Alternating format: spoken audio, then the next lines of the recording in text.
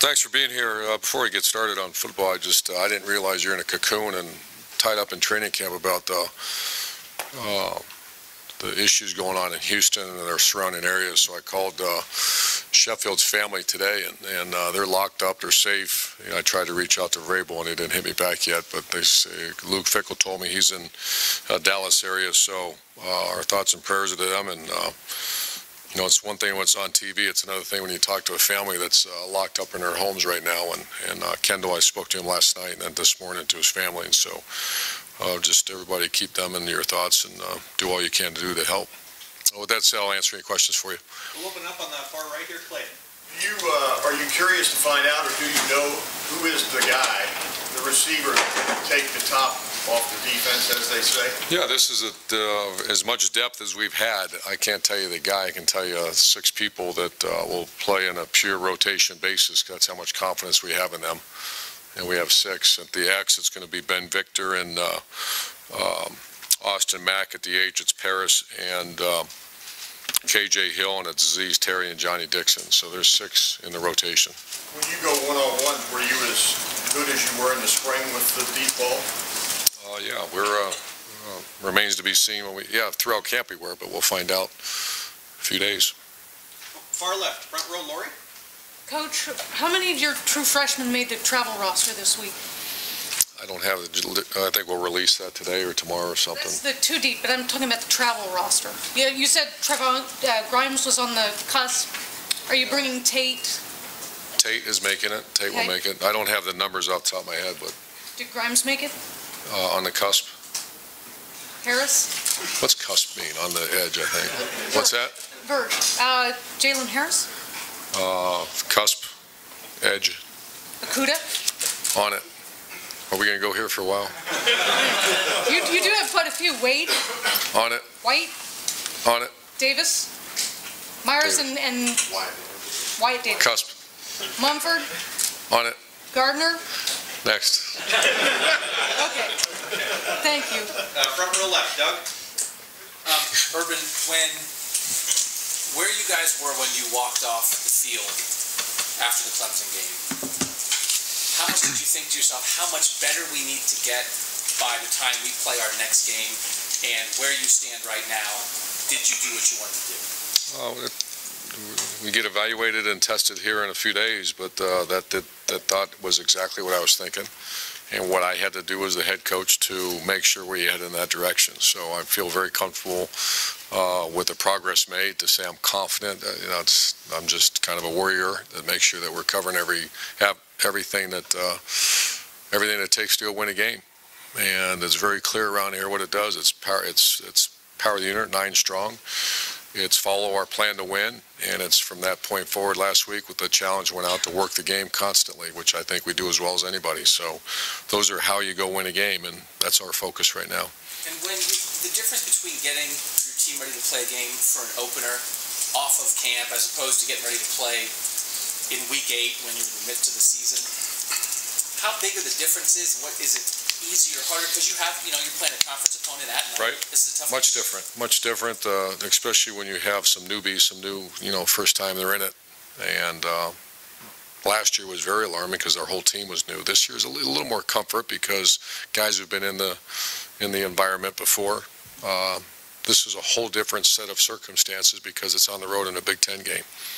But we've practiced as such, and like I said, Billy Price is snapping a ball to JT every play as long as they stay healthy, and that's a little more comforting. Front row middle, Dave.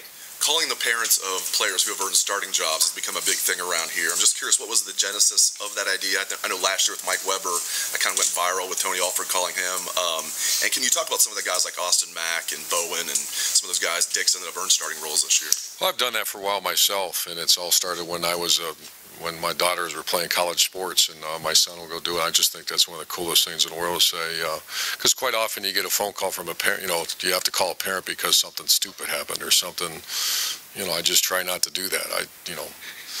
I like having a relationship with the families, and our coaches should have those relationships that, it's not always, why are they calling us? Hey, congratulations, your son made it. And, it's kind of taken off here. Plus, it's a good thing.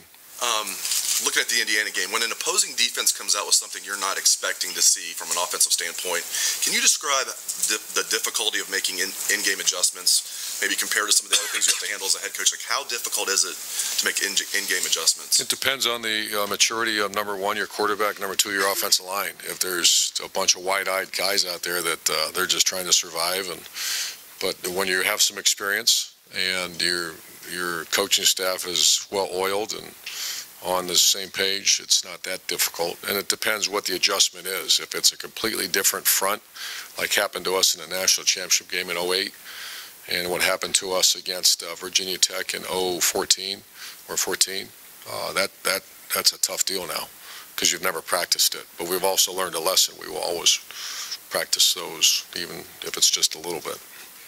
Front row right, Austin. Kevin, we've heard you mention a lot over the last couple of years that 250 goal that you want for your offense. How long have you used that as sort of the standard, and why is 500 total yards and that 50-50 split there? What makes that important? It was day one, 2001. That was our goal, to be a balanced team, and history shows that balanced teams win. Imbalanced teams usually fail at some point. And that's just been our target. We've hit it a few times, and that's a very aggressive goal, obviously, but that's what we try to do. Is it hitting those numbers important, or just having the threat of being able to do the threat? Because teams play a certain way. If you can't function in the throw game, they're going to stop you, and if you can't function in the run game, you're probably going to lose. Front row right, Bill. It's a little bit like Doug's question, but every season is a mystery, every team is a mystery. Is it a little less so this year because you have those veterans, or are there still a lot of questions in your mind about what this team's going to be? Yeah, I think anytime you lose those 6 juniors to the NFL draft, if those 6 guys are back, we wouldn't have much of we'd have a pretty good handle on what you have. When people like that leave, you got, your secondary, a little bit, I don't know if I use the term a mystery, but unknown. But that's why you practice so hard, so. And Brandon Bowen is listed as a starter. What did he do to earn the job? How good do you feel about him right now?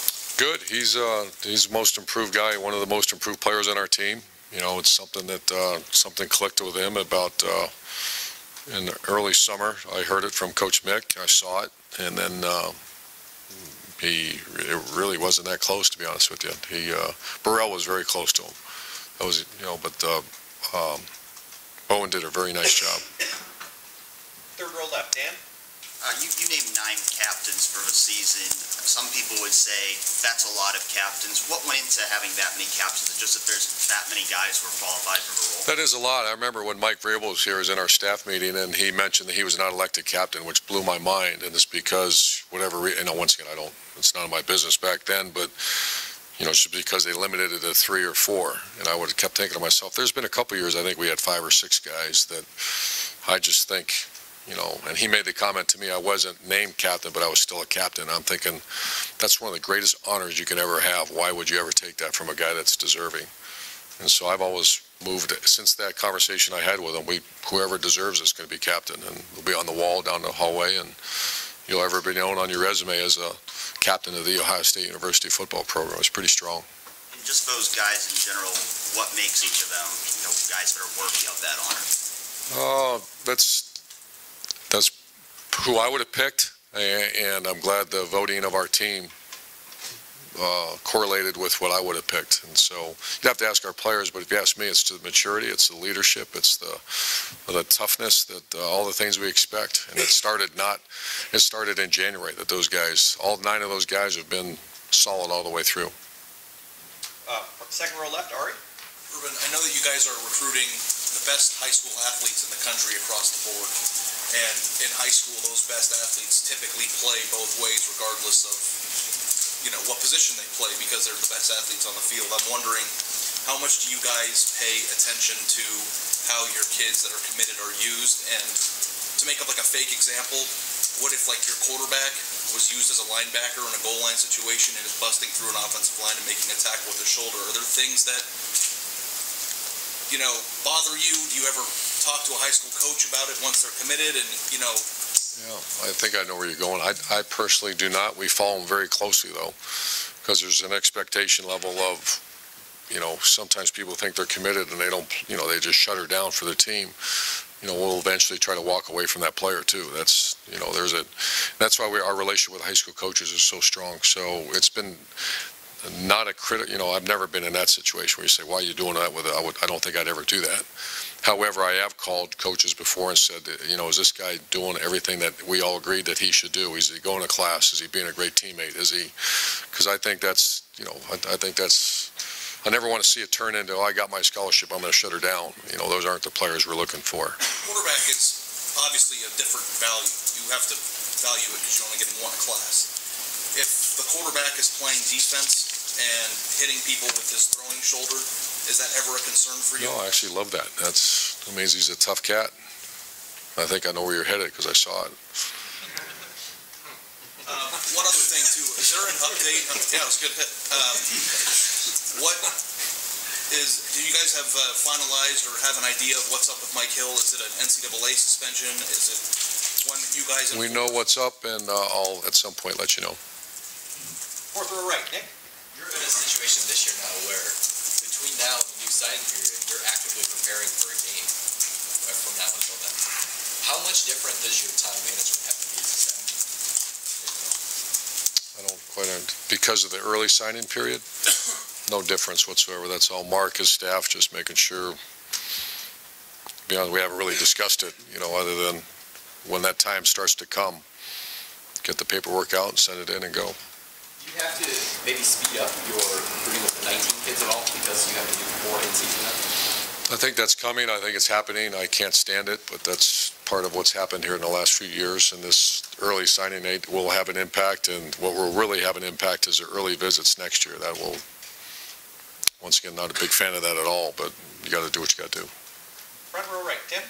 Yeah, Urban, number one, what is the one thing that you've definitely seen, not one thing, but maybe a couple things you've definitely seen JT Barrett get better at from day one to day now, whatever this is, of camp, and that he needed to get better at, in your opinion? Continued development of his accuracy and his relationship and timing with the wideouts. To say that he mastered our offense, and he's done that quite a while ago. It's just the timing, the execution, and the trust. When you see a quarterback taking more than one hitch, and, I'm just giving you some technical stuff, you see him on a play that's designed 1, 2, 3 hitch and deliver the ball, and he takes 2 hitches, it's because you don't really trust what that guy's doing. Or, and that's what I've seen improve. Mike Weber, is he 100%? How would you classify his status? He's very close. I'll know more today, but he's close. Is there a chance J.K. Dobbins could start the game? I mean, or is it that kind of situation? I don't think we're there yet, but I'll know more today. And the last thing, y'all got approved for a $7.8 million improvement to the Woody Hayes Athletic Center. I'm not saying where does this stop, but what is the need, what is the reason for continuing to expand the facility, which it's twofold. I think everyone knows the answer. It's twofold. Number one is that you're expected Ohio States of the world and the elite programs, which we are, expect to have the very best for the welfare of student athletes. A lot of that, what we're doing is not as much bells and whistles, but it's actual welfare about the health and safety of our guys, making sure it's the best of the best of the best. And then there is the fact that you're recruiting. We don't, our athletic director and administration don't shy away from that. That we expect to go, when you go recruit someone, we don't need obstacles. We need advantages. And I'm so proud to say that our administration and our staff have been perfect alignment on that. Not silly stuff, but if it's going to make a difference, number one is you've got to be perfectly clear. It's about the college experience of the player that comes here. That's why I think the retention is so good here. I think that's why our guys perform in the classroom so well. That's why they, knock on wood, stay relatively healthy, is because not one time have I gone to Gene Smith and said, hey, this is in the best interest of a player. The answer has always been yes. Back row middle, Steve. Yeah, Coach, a couple guys I wanted to ask about who seemed like they were in the mix early in camp. Justin Hilliard doesn't seem. He's in the mix. No, he's in the mix. He's done. He's got to earn his stripes on the kicking game. So you're going to see him. I want to believe he's at least starting on 1, maybe 2 kicking. But he's done. His last 2 weeks been very strong. And Josh Myers looked like he was in the QB early. Yeah, he's got a ways to go. But he's glad he's a Buckeye. He's going to be a great player. He's just got a ways to go. Is there about your ruling out of this game that you would figure to normally have just because of injuries or whatever? Or you seem pretty healthy? I think we're pretty good. And final question, front row left. Bill? Urban, with Brandon winning the guard battle, just seems like for the second year in a row you've had some guys in that position who've been in the program for a while who didn't win a job when it was available. Is there any part of that that's, I don't know, disappointing to you? And then I guess what does that mean for guys like Demetrius Knox and Matt Burrell that Brandon is the starter there? It's the obvious, and that's that when you have to move someone or you take a true freshman in here and you move like we did last year, that the pressure's on and there's an expectation level that we have of you. There's certainly no one counting anyone out because this is a long season now, and we've had great storylines throughout the program's history and even recent history of guys that were beaten out and then came back. And you know, Stevie Miller is one of the great stories of college football. Darryl Baldwin, I can give you many more, that just kept swinging, and bang, he's in the game. So, yeah, we're not giving up on anybody. And was there any, I don't know if trepidation is the right word, but even if Brandon was playing well, was there any thought that maybe you won't start him just because of the hit that could give to your tackle depth, being he was the backup? There was. Thayer Munford is really going. I mean, has done a nice job, but those concerns are there. And but you also got to get your first five in there. Coach, thank you. Thank you.